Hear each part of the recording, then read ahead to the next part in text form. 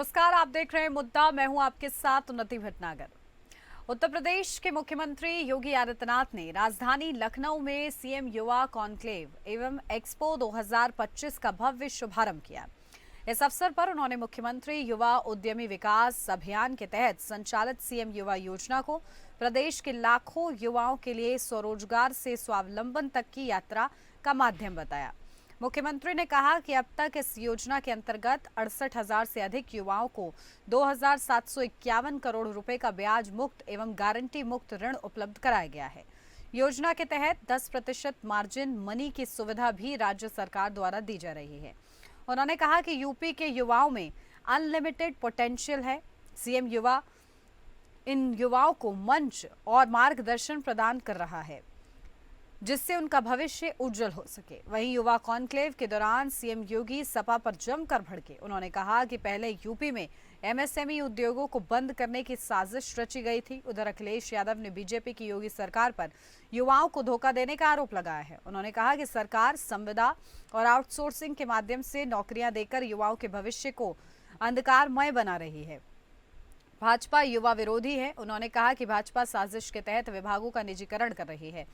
अब बिजली विभाग इस सरकार के निशाने पर है। बिजली व्यवस्था को अपने चहेतों को देकर सरकार बड़ी संख्या में युवाओं को नौकरी और आरक्षण से वंचित करने का षड्यंत्र रच रही है। इनके पास युवाओं के भविष्य को लेकर कोई रोड मैप नहीं है।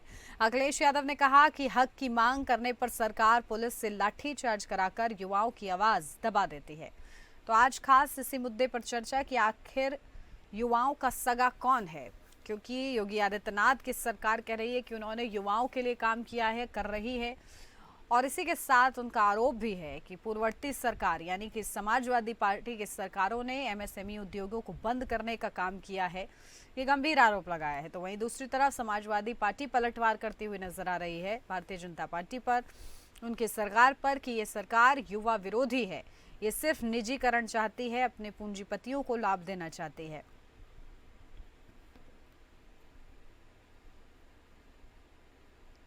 तो चलिए चर्चा की शुरुआत करते हैं। खास मेहमान हमारे साथ जुड़ गए, सीधा आपको रूबरू कराती हूँ। हमारे साथ शांत प्रकाश जी जुड़ गए हैं, प्रवक्ता हैं भारतीय जनता पार्टी से। शांत प्रकाश जी, बहुत स्वागत आपका। हमारे साथ ओम प्रकाश अंबेडकर, प्रवक्ता समाजवादी पार्टी से जुड़ गए हैं। ओम प्रकाश जी, आपका भी बहुत स्वागत है। शुरुआत आपके साथ शांत प्रकाश जी, क्योंकि ये कहा जा रहा है कि भाजपा की जो सरकार है वो युवा विरोधी सरकार है और सब कुछ आप लोग निजीकरण की तरफ आगे बढ़ा रहे हैं। जो युवाओं का भविष्य है वो अंधकार में जाता हुआ नजर आ रहा है समाजवादी पार्टी को।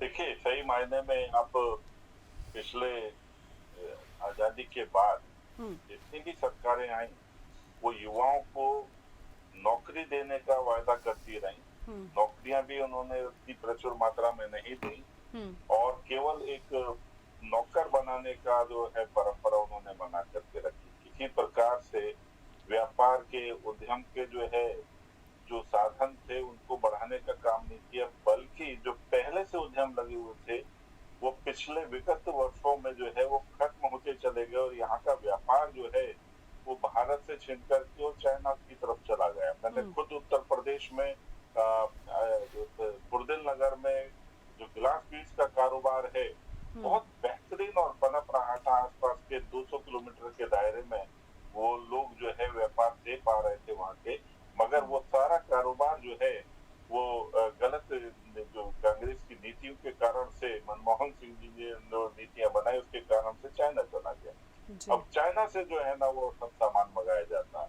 और सही मायने में यहाँ पे केवल असेंबलिंग करने के ही नियम बनाए गए मनमोहन सिंह जी के दौर में। आज हमारी सरकारें अपने विभिन्न प्रदेशों में मोदी जी से इन्फ्लुएंस होकर के उनके इस जो स्वरोजगार योजना जो है, स्वावलंबी भारत, आत्मनिर्भर भारत, इसके मातहत जो है प्रदेशों में अपने अपने तरीके से उद्यम लगा रहे हैं, युवाओं को प्रेरित कर रहे हैं।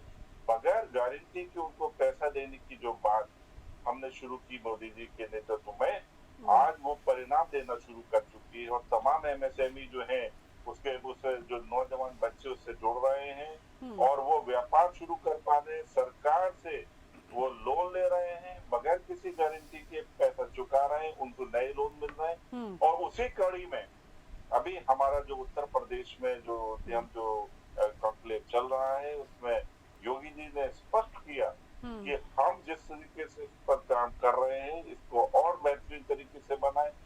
उत्तर प्रदेश के नौजवान या देश के नौजवान नौकरी देने वाले बने, नौकरी मांगने वाले नहीं। समाजवादी पार्टी जो है वो प्रयास कर रही है कि ये किसी तरीके से सफल उद्यमी ना बन जाए, ये नौकर बने रहे, इसलिए वो नौकरी मांग रहे हैं। तो अब आप दोनों में खुद डिफरेंस देखें, आपको मालिक बनना मंजूर है या नौकर?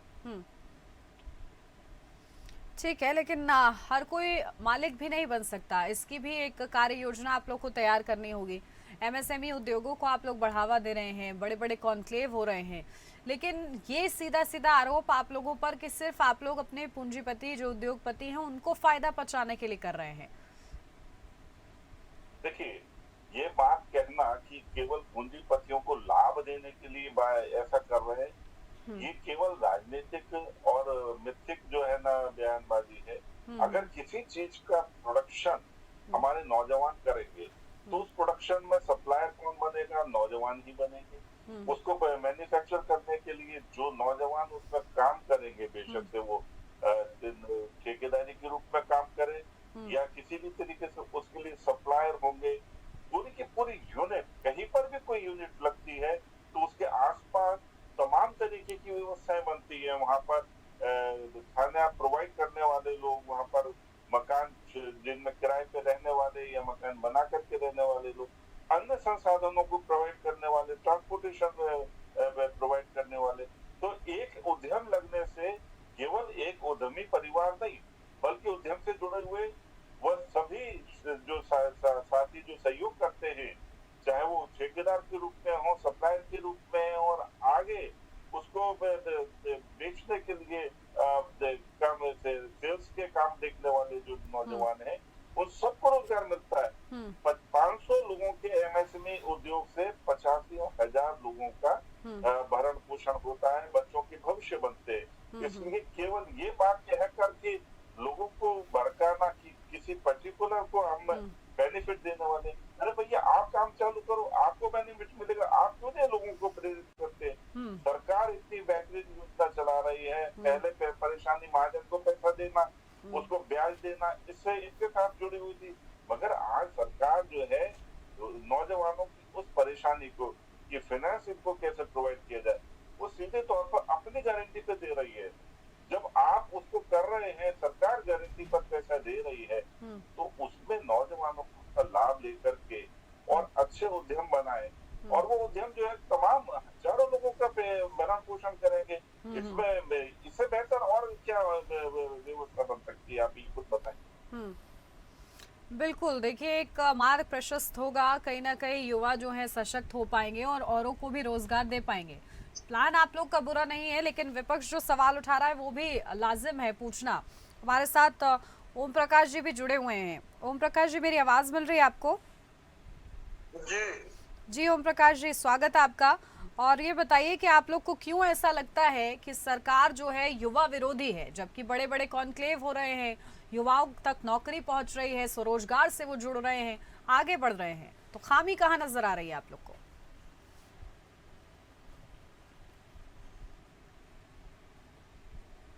हेलो जी ओम प्रकाश जी। हाँ, सुनाई पड़ रहा है मैडम? जी जी बिल्कुल, बोलिए। मेरा फोटो नहीं आ रहा है। जी जल्दी आएगा, उसको दुरुस्त कराते हैं आपके फ्रेम को। तब तक जो मेरा सवाल है उसका जवाब मैं चाहती हूँ आपसे। क्या बताइए? आप लोग को ऐसा क्यों लगता है कि योगी सरकार जो है वो पूरी तरीके से युवा विरोधी है? सरकार तो पूरी तरह से युवा विरोधी है ही। सरकार ने सारे संविधान के जितने संस्थान थे सबको उसने प्राइवेटाइज करके आउटसोर्सिंग में लगा दिया, और जितने भी लोग हैं वो लोग बेरोजगार हैं। हर साल 1 करोड़ रोजगार देने की बात हुई, कोई रोजगार नहीं दिए हैं और सब लोग परेशानी झेल रहे हैं।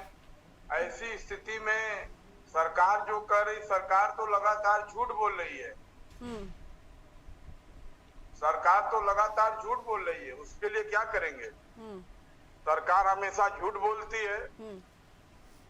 तो मेरा ये कहना है कि सरकार को तो कम से कम समझ में आना चाहिए कि इतने लोग बेरोजगार हैं, काफी लोग इंडिया छोड़ के विदेश भाग रहे हैं। सरकार तो 2014 से बोल रही है। जी, आप लोग पर लेकिन एक बड़ा आरोप ये भी लगता है कि आप लोग के समय में एमएसएमई उद्योगों को बिल्कुल पूरी तरीके से चौपट कर दिया गया था। अब उसको रिवाइव करने का काम भारतीय जनता पार्टी की सरकार कर रही है।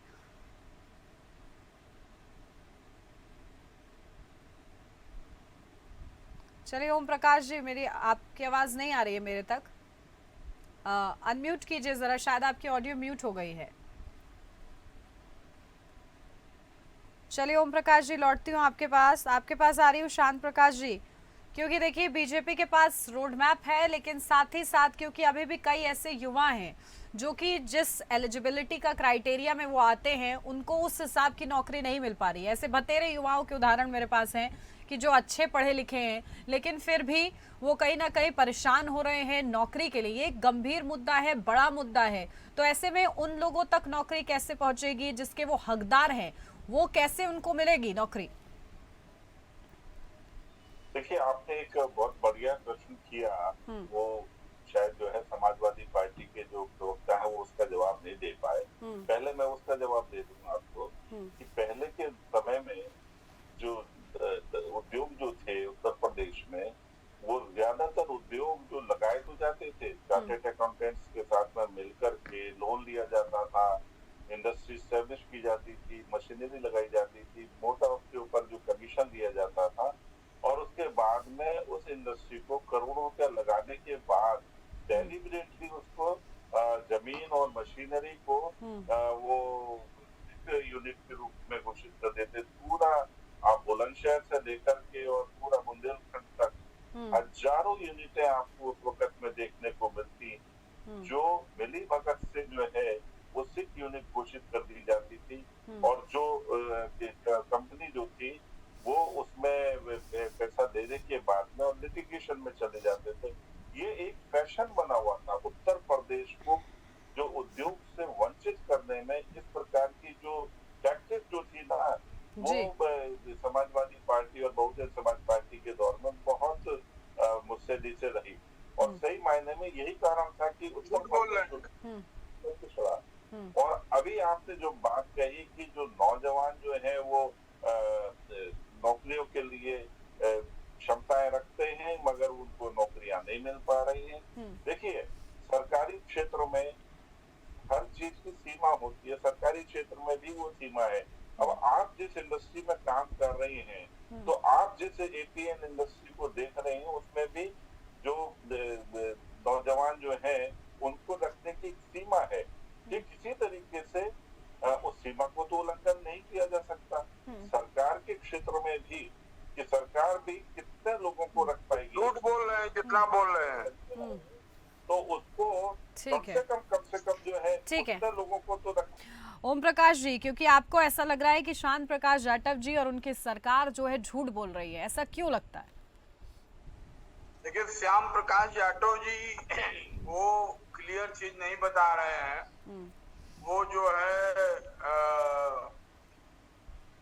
पूरी बात को रख नहीं पा रहे हैं। कारण यह है कि उनको पार्टी के ही गाइडलाइन में बोलना है। मैडम, पार्टी के खिलाफ बोलेंगे तो पार्टी से हटा दिए जाएंगे।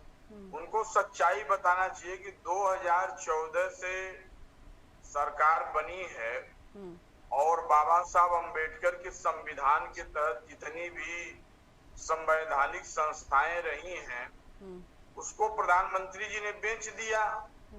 तो उसमें प्राइवेट सेक्टर को उन्होंने बढ़ाया। प्राइवेट सेक्टर में रोजगार है नहीं।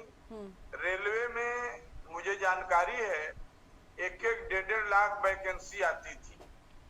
टीचरों की वैकेंसी 70-80 हजार आती थी। सारी व्यवस्था को भारतीय जनता पार्टी ने खत्म कर दिया और 1 करोड़ जो रोजगार देने का वादा था वो भी प्रधानमंत्री जी का खत्म हो गया। तो मुझे ये कहना है कि श्याम प्रकाश जाटव जी के पास कोई आंकड़ा ही नहीं है। वो क्या बात करेंगे, उनको कोई जानकारी नहीं इस संबंध में है। कि रोजगार जो है हम छीन रहे हैं कि रोजगार दे रहे हैं। ठीक है वो शांत तो प्रकाश पूरे जी, भारत के आप लोग के पास कोई आंकड़ा नहीं है, आप लोग के पास कोई आंकड़ा नहीं है। इन्होंने रोजगार दिया ही नहीं तो काउंटर कमेंट बताएंगे क्या आपका। मैडम ये? हम्म।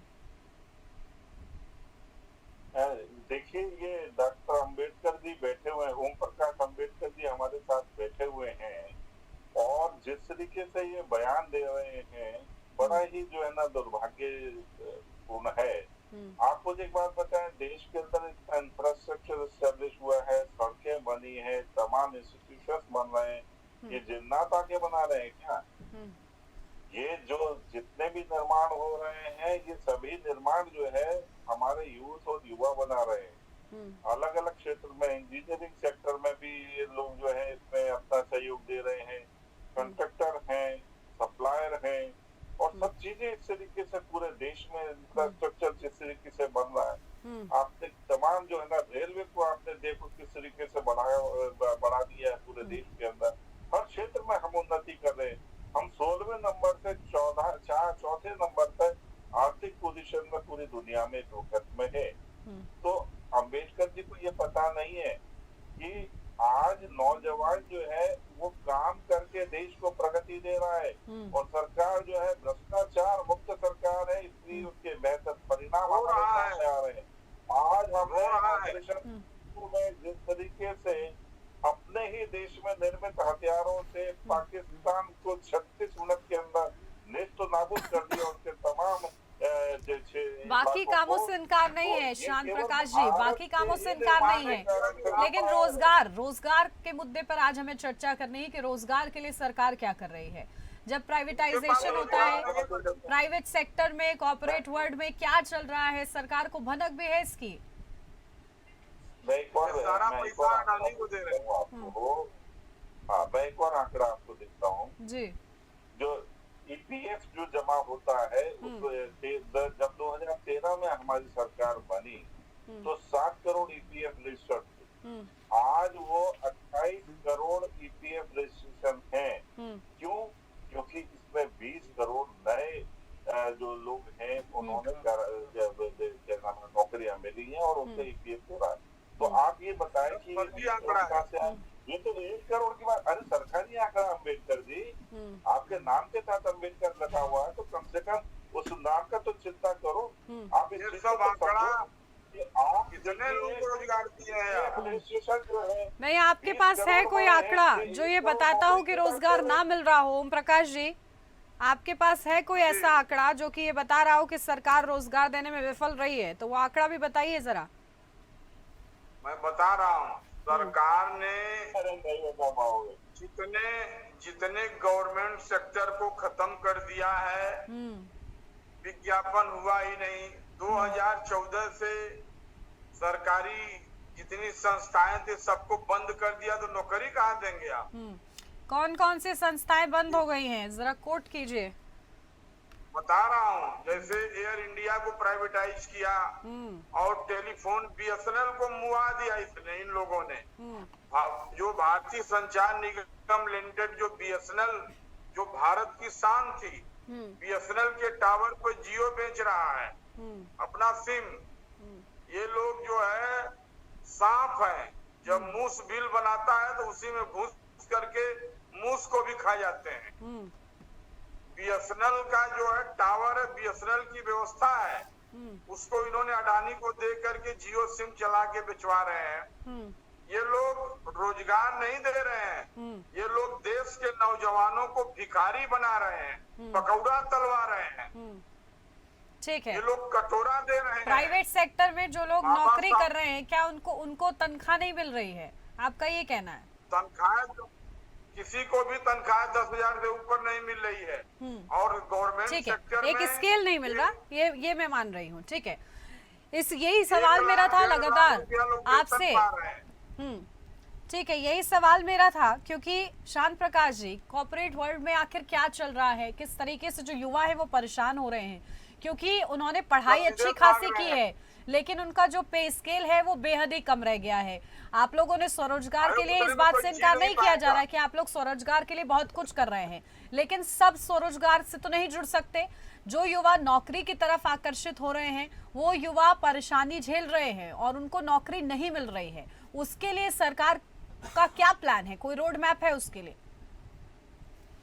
हाँ, देखिए, जिस तरीके से अभी बात आपने कही कि कुछ लोगों को वेतन कम मिल रहा है जो मानक है उसके अनुसार मिनिमम वेजेस के हिसाब से, तो उसके लिए हमारा लेबर डिपार्टमेंट जो है वो निगरानी में है। वो सब चीजों पर निगरानी रखता है। कोई भी किसी प्रकार की शिकायत पहुंचने पर जहाँ पर मिनिमम वेजेस का जो है उल्लंघन हो रहा है तो प्राइवेट सेक्टर्स में कहाँ हो रही है मॉनिटरिंग सर? प्राइवेट सेक्टर्स में कहाँ हो रही है मॉनिटरिंग? मैं बता रहा हूँ ना, शिकायत पहुंचने पर प्राइवेट सेक्टर में मिनिमम वेजेस का जो मसला है उसकी शिकायत पहुंचने पर 1000% जुर्माना दिया जा रहा है। और मैं खुद भारतीय जनता मजदूर संघ का राष्ट्रीय अध्यक्ष हूँ और मैं पूरे देश भर में इस प्रकार की शिकायतें आती हैं उसके निवारण में मैं और मेरी टीम सहयोग भी करती है। इसलिए मैं इस बात में पूरी तरीके से मैं ठीक बात है, आप सही कह रही है कि काम करने के घंटे कई जगहों पर ज्यादा है, वेजेस कुछ कम दिए जा रहे हैं प्राइवेट सेक्टर में, आपकी बात बिल्कुल ठीक है। मगर जब वो शिकायत हमारे पास में आती है या वो शिकायत लेबर डिपार्टमेंट पे जाती है तो उसको तुरंत निस्तारण किया जाता है, उसके ऊपर पेनल्टी लगा करके। तो उसमें हमें जागरूक होने की आवश्यकता है। जो समाजवादी पार्टी और कांग्रेस के जो हमारे साथी हैं इस प्रकार के सारे विषयों पर अगर थोड़ा जागरूक रहे तो उन लोगों को मदद होगी। और विपक्ष का काम भी यही है और हम भी ये काम कर रहे हैं आपके साथ में। तो ये इस चीज को तो चिंता करने की आवश्यकता है। और दूसरा, अभी तक जो ईपीएफ जमा करने की भी घटना है, क्या होता था पहले की सरकारों के दौर में ईपीएफ जमा नहीं हुआ करता था, मगर मोदी जी ने जब इसको डिजिटल कर दिया है तब से ठीक है, युवाओं को रोजगार से जोड़ना भी आपकी सरकार का काम है। एम्प्लॉय और एम्प्लॉय जो पैसा जमा करते हैं वो पैसा तुरंत आपके मोबाइल पे जो रजिस्टर्ड मोबाइल है उस पर फ्लैश होता है कि आपका ईपीएफ का इतना काट दिया गया है। तो वो इससे बेहतरीन पारदर्शिता कहाँ से आएगी? ठीक है, देखिए आप लोग के सरकार का काम है कि आप लोग रोजगार पहुंचाएं और साथ ही साथ एम्प्लॉयज का, युवाओं का एक्सप्लॉयटेशन रुके, इसकी भी मॉनिटरिंग होनी चाहिए। ठीक है, बहुत शुक्रिया आप दोनों का ये हमारे साथ इस चर्चा में जुड़ने के लिए। और इसी के साथ इस चर्चा में मेरे साथ बस इतना ही। नमस्कार।